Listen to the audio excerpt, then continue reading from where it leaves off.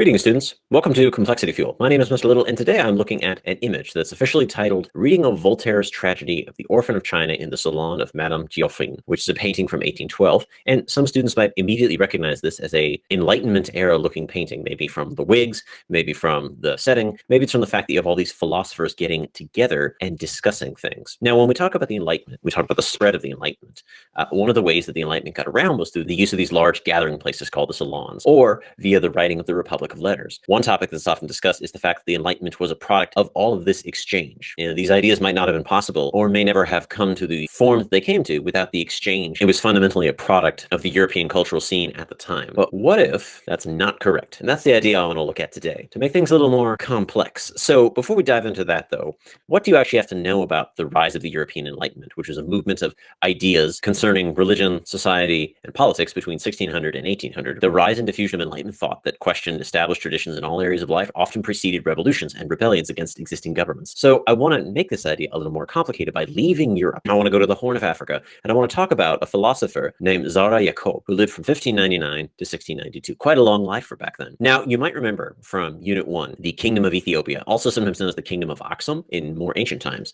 But Zera Yacob was an Ethiopian who was born in Aksum, the ancient capital. And even though he was born a farmer, he actually became a teacher of religious and philosophical thought, in part because as a young child, he was able to impress his elders with his acquisition of knowledge at a young age, specifically religious texts, and in particular for him, the Psalms of David, which he carried with him his entire life.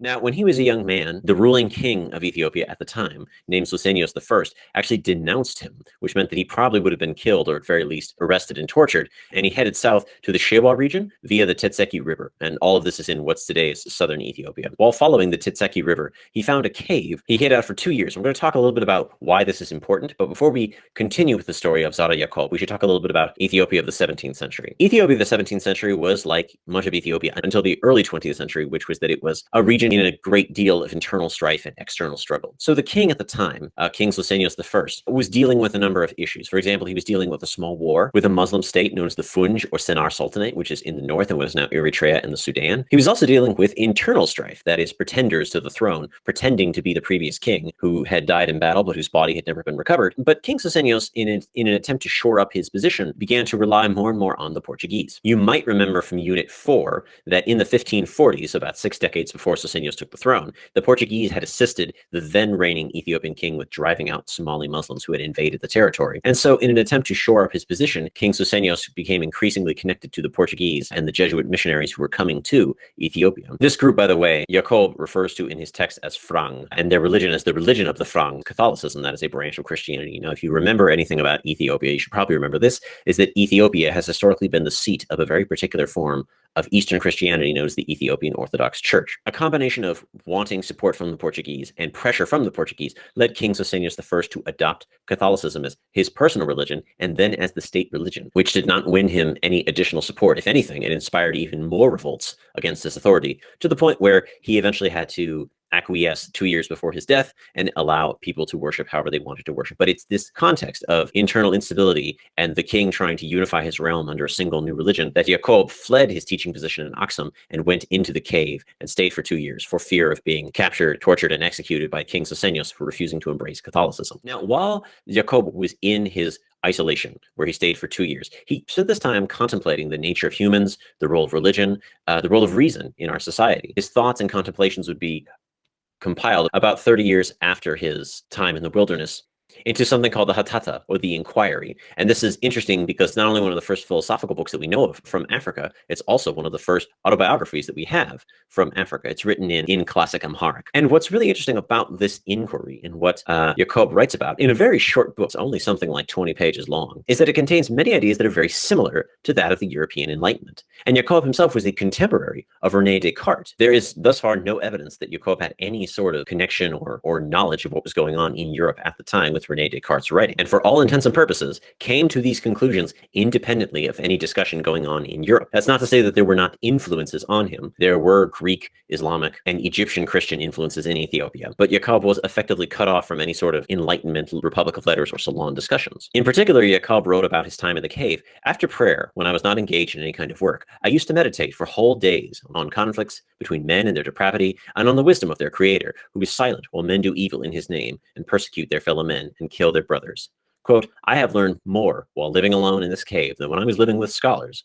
What I wrote in this book is very little, but in my cave I have meditated on many other such things. In a very interesting way that in some ways foreshadows Henry David Thoreau, it's interesting that Yacob comes to many of these same conclusions as the Enlightenment thinkers in a completely opposite setting, not in a salon discussion, but rather alone meditating in the wilderness, more like a religious prophet than a learned scholar. Just to give you an idea of what I'm talking about, these parallels with the European Enlightenment, I have this chart here, and if you'd like to pause the video and give it a slightly closer look, you can, but these are some concepts and ideas that Yacob shares in common with European Enlightenment thinkers.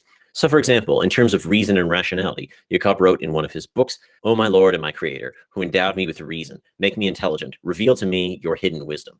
Yacob firmly believed that reason was given to us by God. That's not to say that he was a religious partisan. In fact, he was probably closer to an agnostic than many of the Enlightenment thinkers in Europe were, but he nonetheless believed that reason was the basis for moral existence and that reason was bestowed upon us by God. This is very similar to any number of European philosophers who believed that reason was the basis of human decision-making. So those parallels of Jacob's work with the European Enlightenment is really similar, and I think these similarities are actually really fascinating. But there are some key distinctions to keep in mind, right? Jacob was not part of a republic of letters or system of salons. As I said before, he came to many of these conclusions through his own intellectual capacity and his time alone in the wilderness reflecting on the nature of existence and his own lived experience.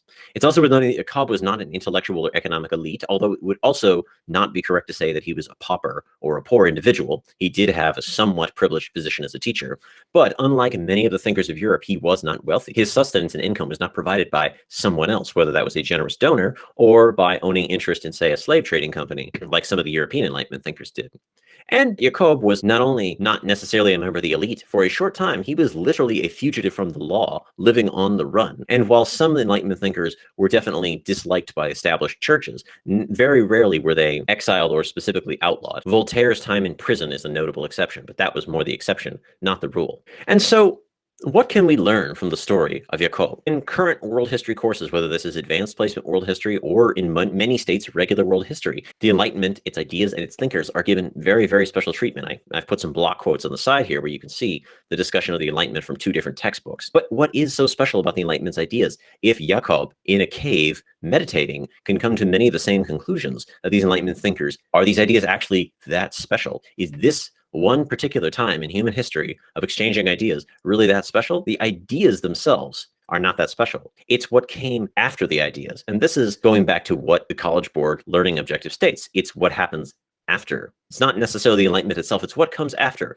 the political revolutions and the industrial revolutions. These things are the real change in history.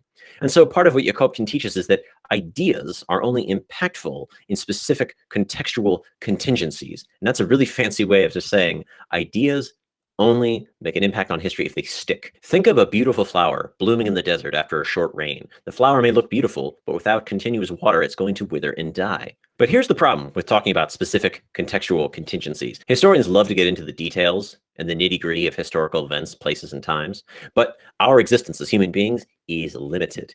Therefore, we have to simplify how we tell history, and we usually do this by putting it into narratives, spoken or written accounts of connected events, aka a story. We tell a story. It's literally in the word history. Your textbook, your school curriculum, these things are stories. And there's nothing necessarily wrong with stories. It makes it possible to understand complex events in a slightly simplified form. But can narratives become detrimental? The answer is absolutely yes. This is one reason why, for example, there's such a focus in history classes today on skills and not on content, learning how to interpret narratives and understand the perspective that narratives are coming from so that you have the tools to go out and explore them for yourselves. There are many, many commentators out there, popular writers, who say things along the lines of the Enlightenment was a uniquely Western European event, to which Jacob would say, not really. The exclusion of Jacob from the narrative of ideas gives undue weight to the specific exchange of ideas in Europe from 1600 to 1800 and a Eurocentric view of the history of ideas. These ideas, because of what happened afterwards, could only have come from Europe. And you might argue that I'm splitting hairs here, the ideas versus their impacts.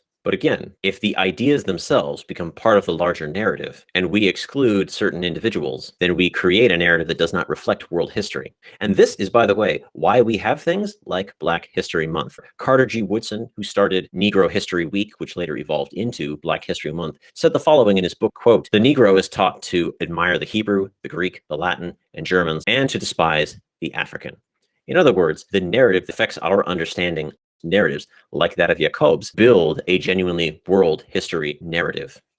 And so, where could you use this information? Well, if you have any essay that discusses the Enlightenment, or the spread of the Enlightenment, including the additional story of Zera Yacob to discuss how it was the implementation of Enlightenment ideas and not the Enlightenment ideas itself, is a great way to make that particular essay much more complex.